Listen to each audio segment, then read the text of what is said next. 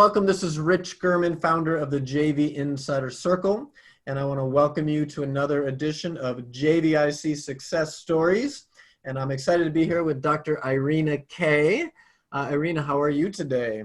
Thank you so much for having me, Rich. Yes, I am good. I am still good. Everything is fine with me and my whole family. So I'm very grateful for that. And I hope you are fine too.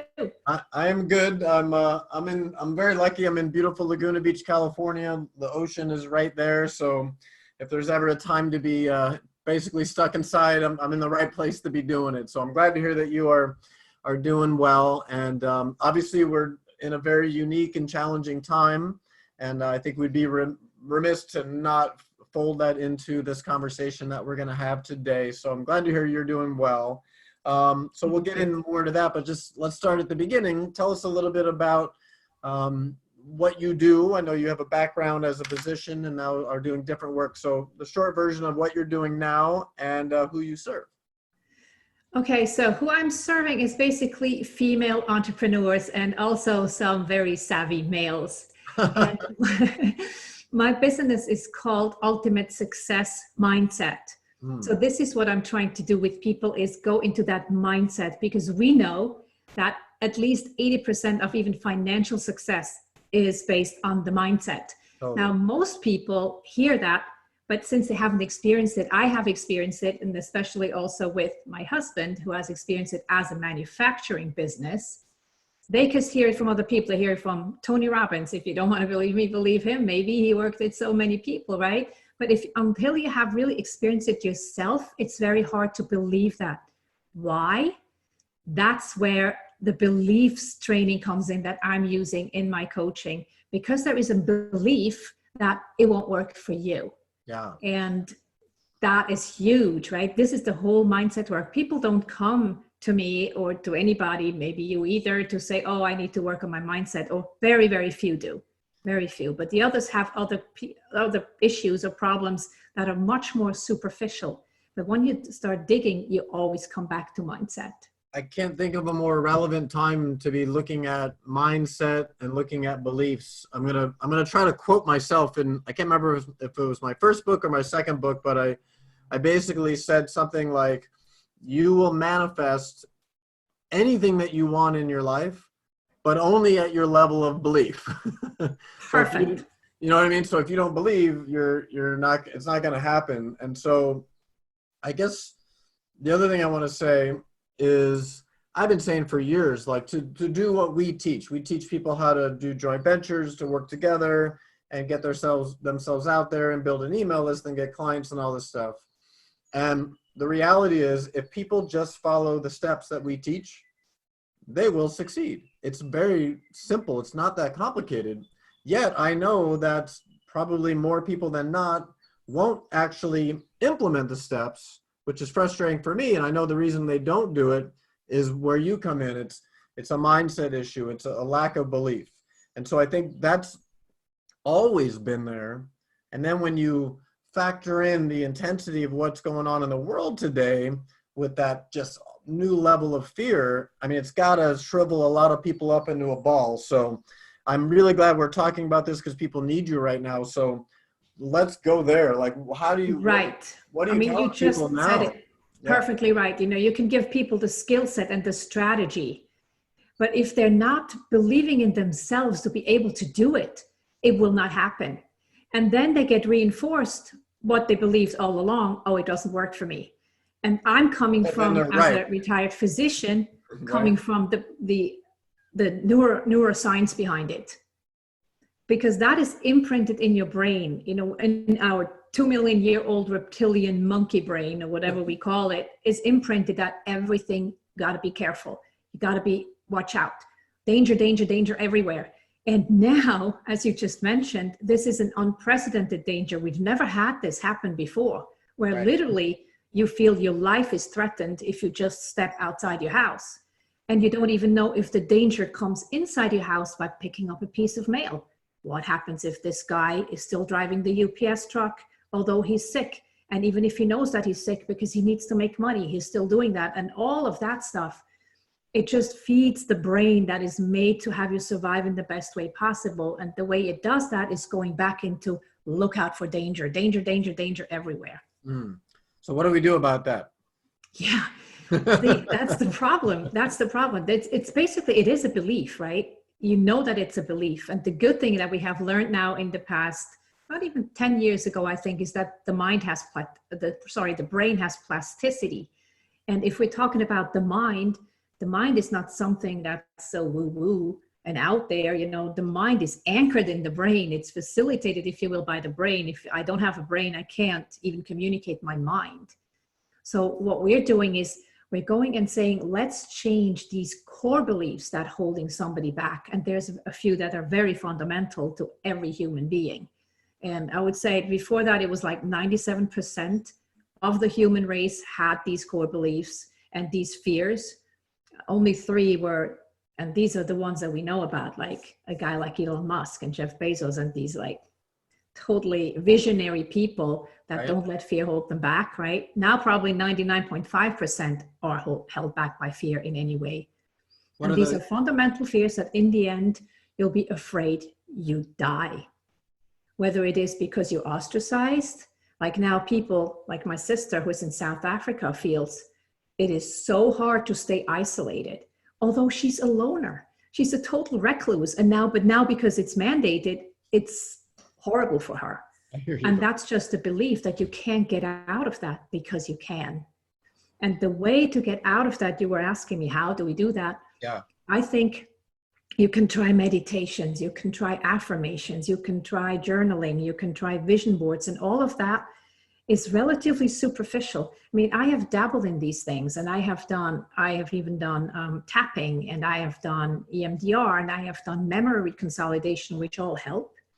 But now with this newest thing, which I'm calling the clear beliefs coaching, it's something we go directly into the subconscious mind, because the subconscious mind will always overrule what you're thinking about here in the prefrontal cortex. It's interesting. You mentioned affirmations. I might swear in a second, I've always felt affirmations were kind of bullshit. Yes. Because if I'm telling myself, like, I believe in myself and I love myself and I'm confident, but at the core, I don't believe it, I almost feel like it would backfire. Exactly. You're just going to be telling yourself, you're full of it. You're a fake. And it's like, it doesn't seem productive. So it sounds like you're talking, actually go a little deeper because I'm interested. What are the work that you do? Is it actually what is it?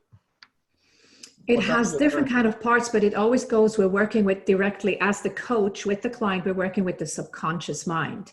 So it's actually a fun process that my mentor is Lion Goodman, and he created this process of by consolidating all of his experience of like 40 decades or something. And part of it is memory reconsolidation, that you can actually rewrite the memories in your brain. But in the end, what it is, because we're working with the subconscious mind, is trying to build new neural pathways, physiological, real new neural pathways. And it can be done because I've done it on myself. And, obviously as a coach, I walk the talk. So I've done these things, and I have worked with another coach working on my own mindset and all of these subconscious beliefs that I've brought with me throughout my life. And some of them, were instilled into us, usually by our parents very early on. And we believe these things that they tell us. You have to work hard to succeed. Otherwise, you will never make it. Yeah. Or even if they're telling you something detrimental as a child, because you're so dependent on them, you'll believe them. They are the authority. If they tell you you're stupid, you'll never amount to anything. Yeah. Very hard to overcome that, because in your subconscious mind is the fear. If I don't please them, I'll get abandoned and I'll die. Yeah, you mentioned earlier that we all have, I think you mentioned 3 basic fears. In my head, I went to fear of rejection, fear of abandonment, and fear of being unloved. What were the ones that you believe are the yes, that's the one of them. The fear of abandonment is because humans need a tribe to survive. You cannot survive on your own. And the other one is absolutely fear of death. Yeah. So we're afraid to die, and we're afraid of being abandoned. Those are ingrained deep fears. You talk about the mind. I don't think I've always been this way. I think when I was younger, I was like trying to train my mind, using the word my mind, And now as I'm a little older, I don't even use, it's not my mind. It's like, I call it like the mind. Like, you know what I mean? Like it's almost some separate entity that's just got this weird agenda. That might be different than what you, I'm just curious since the mind came up. It just feeds into it. It's not really a difference. That's interesting though that you mentioned that. This is what we're calling like the universal consciousness. Is that what you're talking about? No, I'm just saying how people say, you know, I'm trying to control my mind because my mind has these monkey brain thoughts and whatnot. Okay. And for me, it's almost like it's not even my mind. It's just the not universal conscious mind, but just like whatever the mind is. It's just like my friend used to call it a drunk monkey. Like if you were to allow a monkey into your house and got it really drunk, what would it do? It would just go crazy. And that's the typical person's mind is basically like this drunk monkey. So I'm not talking about tapping into universal consciousness, which to me really would supersede the mind, my mind. I'm just looking at most people's minds are, you know, what's the line? The mind is a horrible master, but it could be a great servant, but it's a horrible master. So I'm just curious, how you look at the mind and all. Okay, so the mind for me is what you mentioned, these two parts, right? You say it's the reptilian mind, the drunken monkey. It's the one thing that the patterns that we have from early on and that are in our DNA as well, that drive our whole life experience. You learn from negative experiences to avoid something. You learn from positive experiences to go towards something. Yep. And the mind is what constantly functions in your that's why we call it the subconscious mind. There's also the conscious mind. When you're doing a task, whatever is right here up front in your prefrontal cortex, it's like what you're doing almost on your computer screen or on your keyboard, and everything that you do is right here. But then there's always these patterns underneath, the operating system of the computer, if you so will, that is also part of the mind. And that mind is coded in your brain. It's not somewhere outside of you.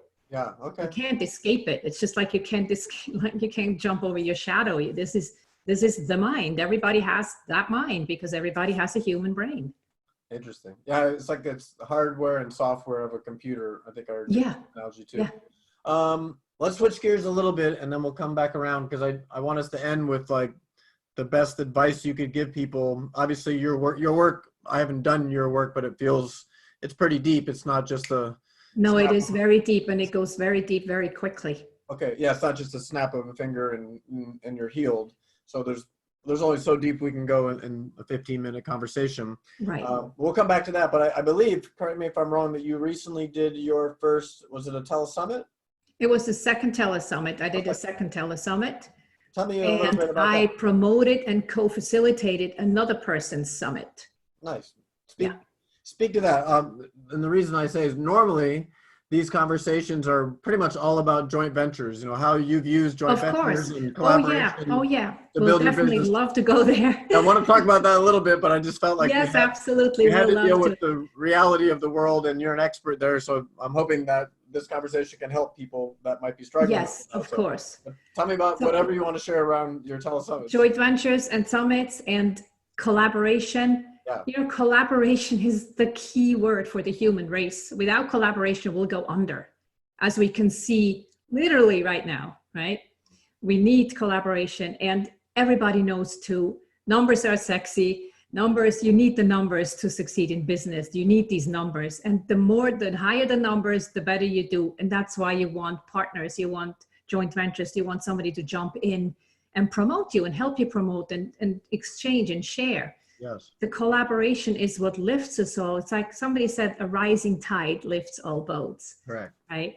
And that what I've seen very, very clearly in that last one where I facilitated somebody else's actually webinar to a course. I was the co-host, and how much difference that made to be on there and be able to answer questions live, and how much it helped to have other people promote that. We had 150 people on that webinar. Nice. Yeah.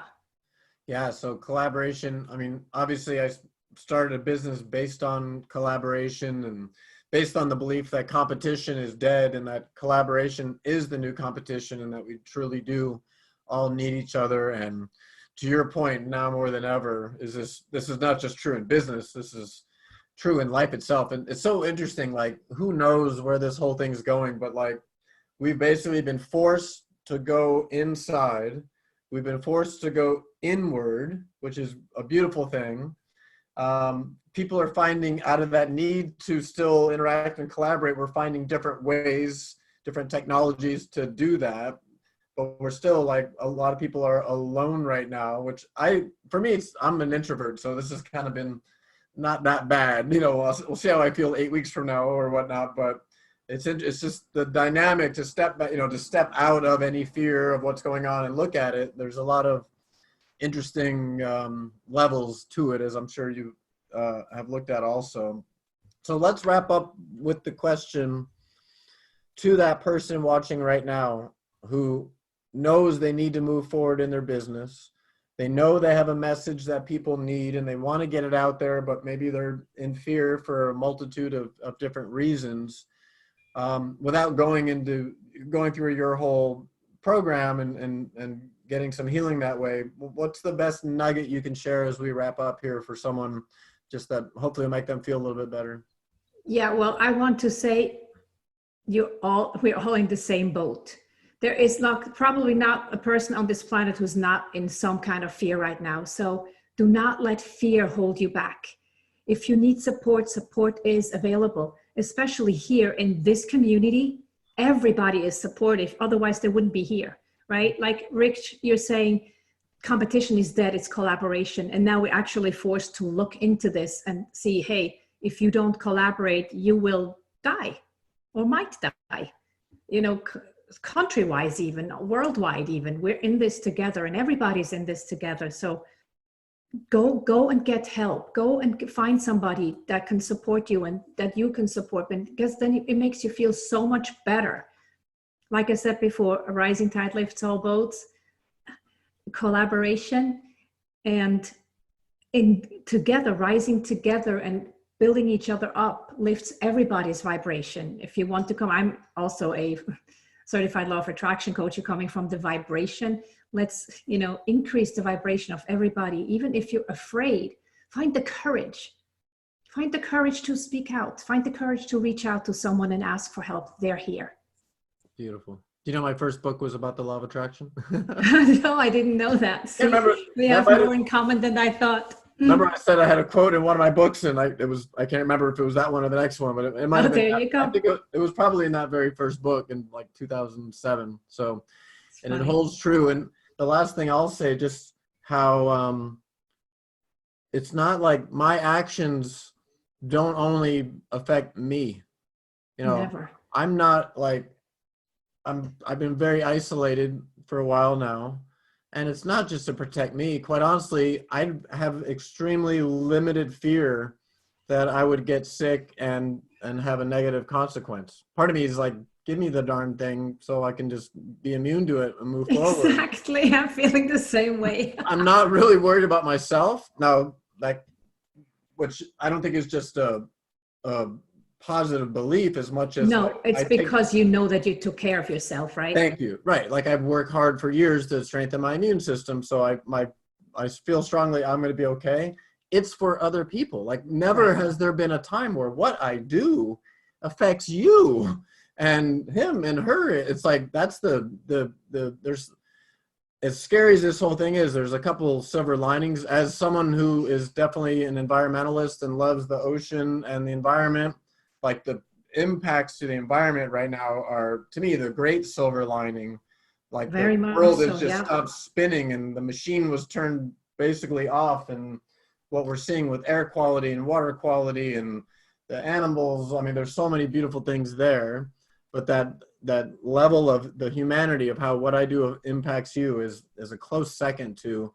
It's a huge opportunity. I don't know what's going to happen when all this is over. The optimist in me wants to believe things will change for the positive forever. The realist in me is not so sure. So the jury's out. We'll see what happens. But either way, what you're sharing is so priceless in terms of our ability to seek help when we need it. And this is the magic of like the community that you're in with me, JV Insider Circle. You know, we have a great community of amazing people that are all here to support each other. and then so that we can all be strong and rise above the fear and still put ourselves out there. Because now more than ever, people need whatever your gift is, just like yours. People need what you have so bad. Everybody watching right now, people need what you have. And we want to be here to support you in getting that message out there. That's what we're all about. So, Irena, any final words you want to share real quick? I'm sorry? Any final words that you want to share? Yes. Go into JVIC, become part of that amazing community. Just let's all work together. And seriously, fear right now about COVID specifically just stresses you out, and stress compromises your immune system. Try to rise above that. Don't just watch the news and get clobbered by all these negative things. Look at the positive things that are happening, like Rich mentioned, the environment clearing up, and then maybe think about how we can maintain this. Yeah. That is a learning curve that we have here too. We have an opportunity to step back a bit, get out of that rat race that people mention. You get a little bit slower and see where you can, when you go inside and see, how can I make this now and learn from this, that maybe I use less stuff, maybe I produce less trash, maybe I can help the environment in other ways, that we can maintain the good thing that came out of this. Let's hope so. Yeah, this is a huge opportunity to elevate the consciousness on a global scale, which is very much needed. So thank you so much. Thank you for the plug of JV Insider Circle. It's interesting.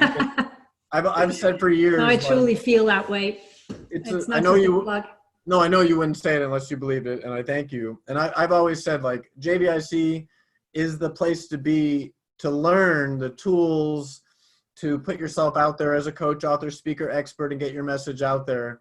That's like a given. The real magic of it is the people like Irena. So imagine being in a community, especially now more than ever, we need each other. We need community, to be in a community of amazing people that you could reach out to. Watch, now I know, hey, I might get in my head really bad in the next several days, and I'm like, oh no, I'm panicking, and I'm supposed to step up as a leader and lead this community when I'm feeling this way. Now I know I can pick up the phone and call you and say, That's hey, right. I need a little help here, and that's what we offer in this community. So more than the training and the tools and resources, it's about the people. People might come for the training, but they stay because they stay for the community and the family that we have. So it's so good to hear you say that. So for anyone watching, if you do want more information, please go to joinjvic.com. We would love to talk to you and love you, have you in our amazing family, our amazing community. Irena, so glad we had this time together, and let's keep in touch. Thank you. Thank you, Rich. Thank you so much. So ciao, everybody. Join us. The community is all.